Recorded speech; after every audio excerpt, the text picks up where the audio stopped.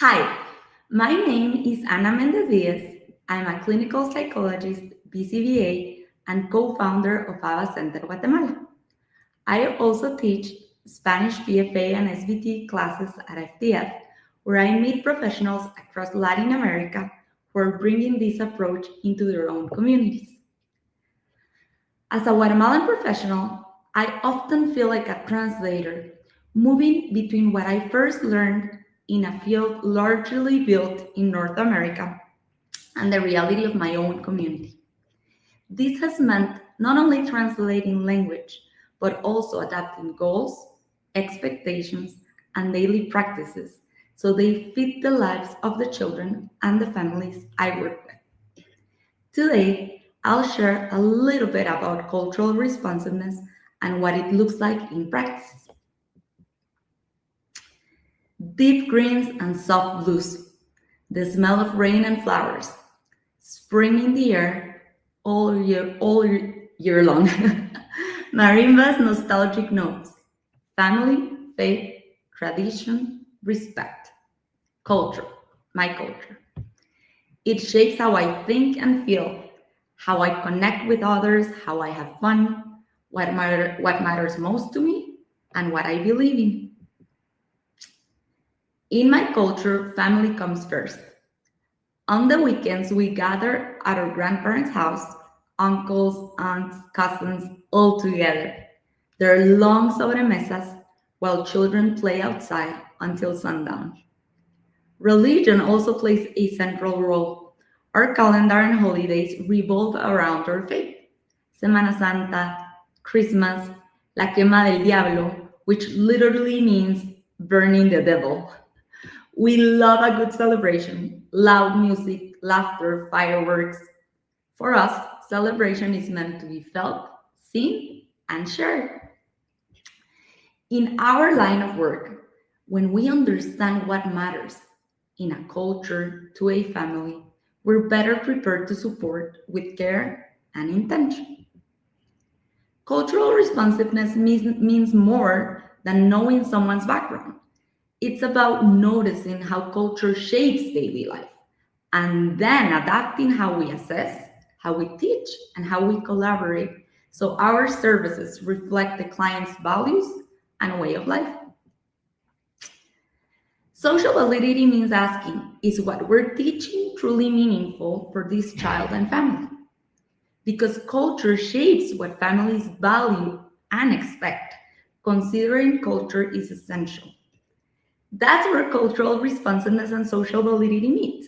Our work only becomes relevant when we listen.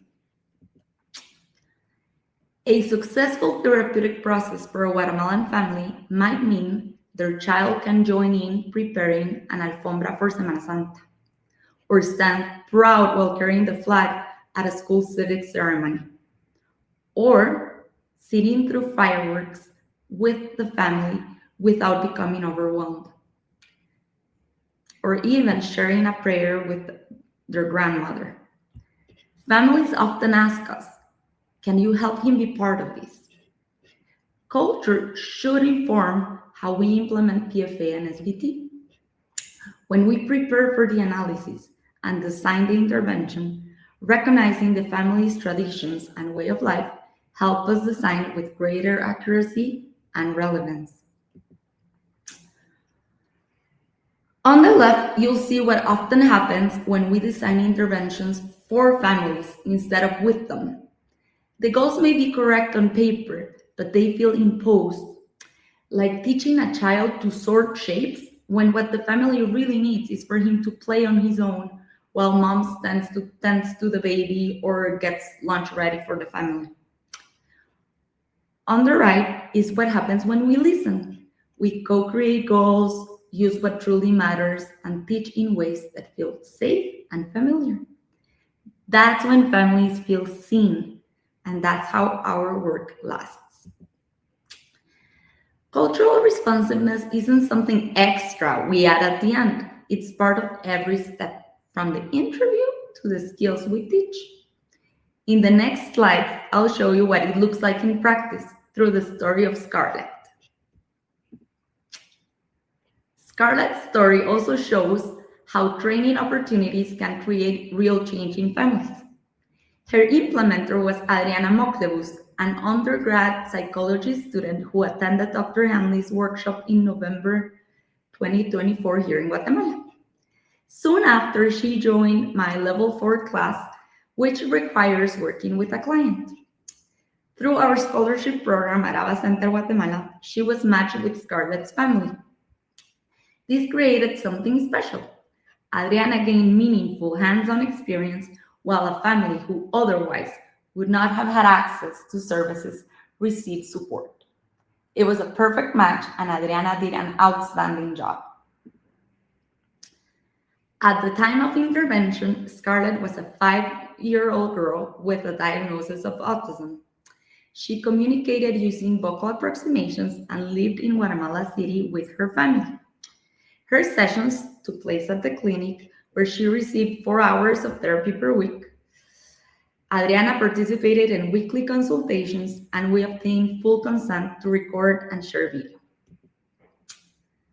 The ISCA was designed to be open, collaborative, and centered on listening, a strong foundation for culturally responsive work. When we sit across from parents without rushing them, without judgment, without jumping in with suggestions, we begin to set the tone. In that moment, we're not just gathering information, we're building trust. By asking about values, traditions, and hopes, we prepare ourselves to serve better. One of my favorite questions to ask is, when you picture your child growing up, what kind of things do you hope he'll be able to do with your family or community? It helps me understand not just what's hard, but what matters. During her interview with Scarlett's mom, Adriana practiced that same kind of listening. She learned that Scarlett's mom is in many ways parenting alone. Her husband leaves early for work and doesn't come back until around 10 p.m.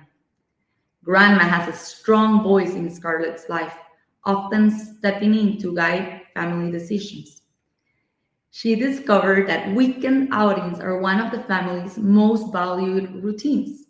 They bring joy and a sense of normalcy.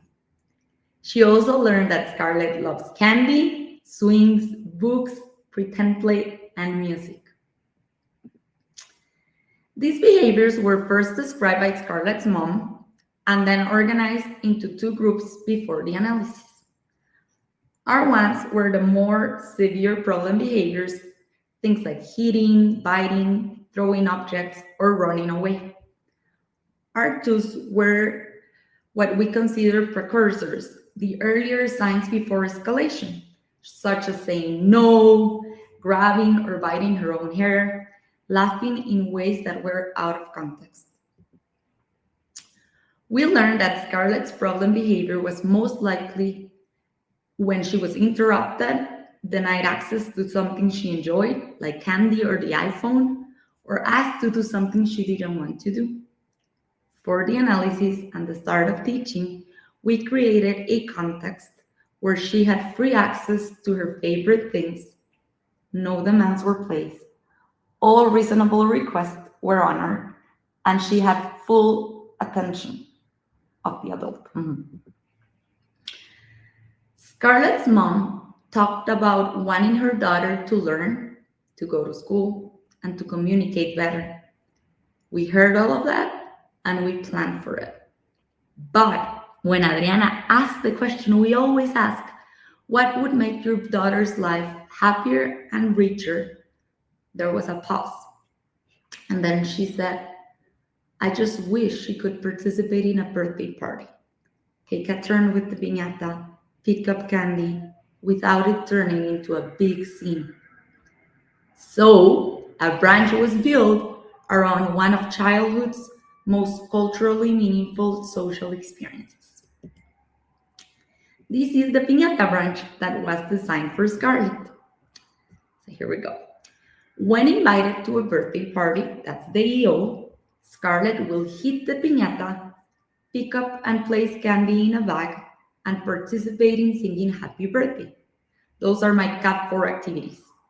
For up to 10 minutes, that's my Cap 5 long, while waiting for her turn and cheering for her peers, maintaining a safe distance from the piñata. That's my Cap 6, the challenges, in the absence of problem behavior. The analysis was performance-based and built from what we learned in the interview, reflecting Scarlett's real cultural environment, the things that matter most to her and her family. We weren't testing standardized one-fits-all conditions. We built a synthesized, individualized contingency based on what we learned. Scarlett's strong motivation for access to candy, toys, and family attention, and her difficulty with interruptions or demands. After the analysis, we didn't just move on. We paused, debriefed, and invited Scarlett's mom to reflect with us. That moment of debrief wasn't just a formality. It helped build transparency, trust, and respect, setting the foundation for everything that came next. During the teaching process, cultural responsiveness means adapting not only what we teach, but also how we teach it, based on the client's lived experiences.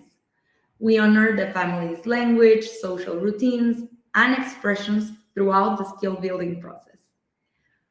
We collaborate continuously with the family and the client, making sure that the skills we build are truly meaningful to them, not just what we as clinicians think it's important. So let's jump right into the case. The first video you'll see is from day one of SBT. Here, Adriana is modeling the FCR. She stands up, lightly claps, tells Scarlett playtime's over, and immediately presses the Big Mac that says "My way." Then she sits back down and signals that Scarlett can continue playing. The response Adriana is modeling is easy to guide, low effort, omnibus, novel, and discreet. Scarlett, casi terminó. Puedes seguir a tu manera. Sí, a tu manera estás jugando. At this early stage, we noticed, as we have with many other early learners, that "my way" in English was easier to pronounce than "a mi manera" in Spanish. So we made a small adjustment to support ease of communication while continuing to honor the family's home language. In Guatemala, many families appreciate their children learning a few words in English early on. So this adaptation was warmly welcomed. In the next video, we'll see how Scarlett independently emits the FCR by pressing the Big Mac and independently demonstrates the tolerance response. ¡Oh, eso! Scarlett, casi terminó. Ahora no. Muy bien, puedes seguir jugando. Okay, so here is how a birthday party typically goes. Children gather around a piñata filled with candy, lots of it. One by one, they take turns hitting it, while everyone else watches. The moment it breaks open and the candy starts to fall, all the children rush to the floor to grab as much as they can. The faster you are, the more you get. It's chaotic, competitive, and exciting, especially for young kids.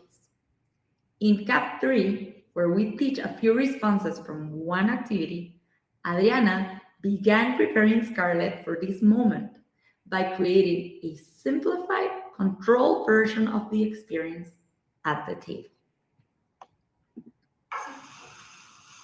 En tu bolsa. Muy bien. Ahora pues. Muy bien. You can go back to your way. Instead of real candy, Adriana used small blocks that looked and felt like candy. Scarlett practiced picking them up and placing them into a small plastic bag, just like the ones kids get at birthday parties. Controlled, convenient, and structured for teaching. The goal was clear: to build familiarity and success in this culturally meaningful routine. Now, we'll jump ahead to Cup 5, where you'll see Scarlett practicing activities 1, 2, and 3. She'll hit the piñata, pick up some candy, and then blow out the candles. Scarlett, ¿cuál se terminó? Ahora no. ¿Puedes por favor poner eso ya? Gracias. Vamos a quebrar una piñata. ¿Estás lista? Muy bien, es tu turno. Dale duro, dale duro, dale duro. Gracias, gracias. ¿Me prestas el... Ah, qué bien lo hiciste, gracias. Mira, vamos a recoger todos los dulces. ¿Estás lista? ¿Estás lista? 1, 2 y 3. Recogemos todos los dulces, recogemos todos los dulces. Muy bien, recoge todos los dulces. Gracias. Vamos a ir a la mesa, ¿ven? Vamos a la mesa. ¿Estás lista? Siéntate. Cuidado ahí. Muy bien, gracias. Vamos a soplar las velas a la cuenta de 3. 1, 2 y 3. Soplemos pues. Muy bien, you can go back to your way. In the next slide, you'll see what Cup 6 looks like. Scarlett is still at the clinic with Adriana close by, enjoying a pretend piñata activity with some peers. Le llevas el palo a Miguel para que no vea. Dale duro, dale duro, dale duro, dale duro, dale duro, dale duro.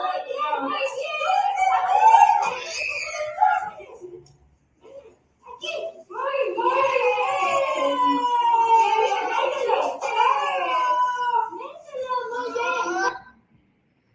See how much fun Scarlett seems to be having? The activity used to be evocative, but Adriana carefully broke it down into teachable mini steps. She was successful in shaping the behavior gradually, allowing Scarlett to engage without distress. Now, not only is she participating, she's happy doing it. It's a beautiful example of how small, strategic steps can lead to real, meaningful progress. In the next clip, Scarlett has a toy in her mouth, so her vocalization isn't completely clear, but she does say my way on her own. You'll also see how she easily relinquishes the toy and makes a smooth and fairly typical transition to another room, where she joins her friends. This time, there are more turns to wait for and a bit more excitement and noise. Scarlett, ¿cuál se terminó? Ahora no. ¿Puedes por favor dejar esto acá en la mesa? Mira, vamos a ir a... Mira, la piñata está lista, vamos. ¡Yay! Vamos pues, allá al fondo, mira, donde están todos los chicos. Vamos pues. Vamos a quebrar la piñata. ¡Yay! Vamos a quebrar la piñata. Mira, mira todos los chicos. Y hola. Hola. Mira, Scarlett, va a ser primero tu turno. Muy bien. Dale duro, dale duro, dale duro, dale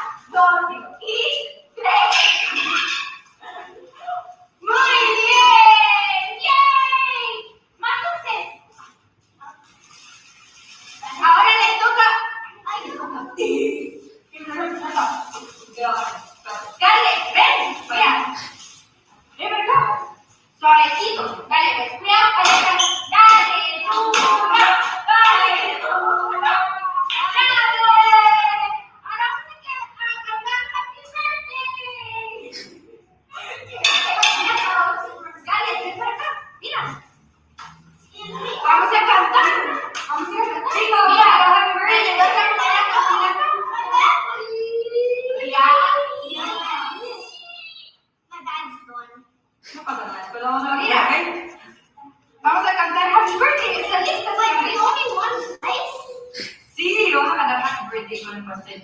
Happy Birthday. ¿Viste la candela? Una candela. Habla muy bien. Cantamos la cuenta de 3. 1, 2 y 3. Happy birthday to you. Happy birthday to you. Happy birthday, Daniel. Happy birthday to you. Sopla, una así. ¡Bravo! In the next clip, you'll see how it went when mom was invited in during extensions. ¿Le puedes dar una bolsa, mamá? Gracias. Vamos a escribir la piñata. Ay, gracias. Voy a comenzar yo, ¿va? Dale duro, dale duro, dale duro. ¡Wow! ¡Un dulce para mamá! Ahora te toca a ti. Es tu turno. Dale, pues. Dale duro, dale duro, dale duro, dale duro. ¡Bravo!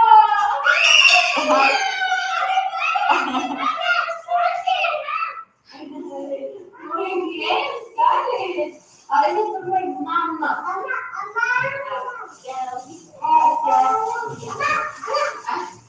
Ay, vergüenza. Muy bien. Ya, dale duro, dale duro, dale duro, dale duro. ¡Bravo!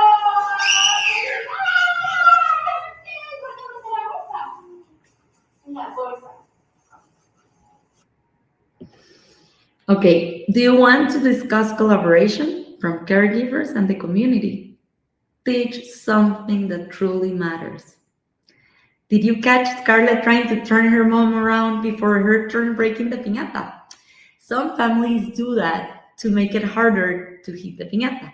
And what's exciting here is that Scarlett independently tried to bring that tradition into the session. This shows journalization both ways. She's taking something she observed in her natural environment and blending it into the learned routine. It's a strong indicator of meaningful learning. So, can we only work within our own cultural framework? I don't think so. If a child in Italy needs support, a local professional will naturally be better equipped than I am. They know the culture, the traditions, the unspoken rules. But do I believe I could still help that child and family if I listen closely and work with their guidance? Yes, we can be that good.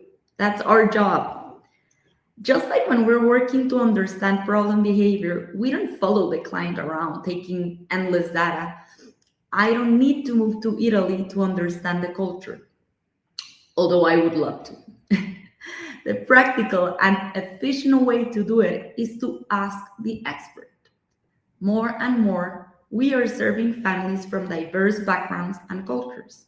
That means cultural responsiveness isn't optional. It's a skill we must practice, refine, and carry into every part of our work. What kind of questions help us learn? Questions about daily routines, family values, traditions, social connections, communication, and hopes for therapy. Here are a few examples of questions I think could help us understand better. Can you walk me through a typical day in your home? What usually comes out, it's not a schedule. It's a story of resilience, a picture of daily life, joys and struggles. A family once told me they were thinking about skipping Christmas with the family because it had just become too hard. No one should have to give up their traditions. We have to be able to listen and help. Have you ever felt misunderstood by a professional? The answer helped me understand how tired a family was and how much guilt they carried for wanting to decrease their child's vocal stereotypy and repetitive behaviors. They had been scolded by another BCBA after admitting that during lunches with friends, these behaviors made them feel different and alone.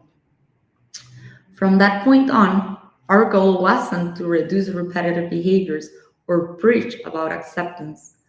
It was to teach the client alternative ways to play during social moments so the child and their parents could enjoy time with friends together.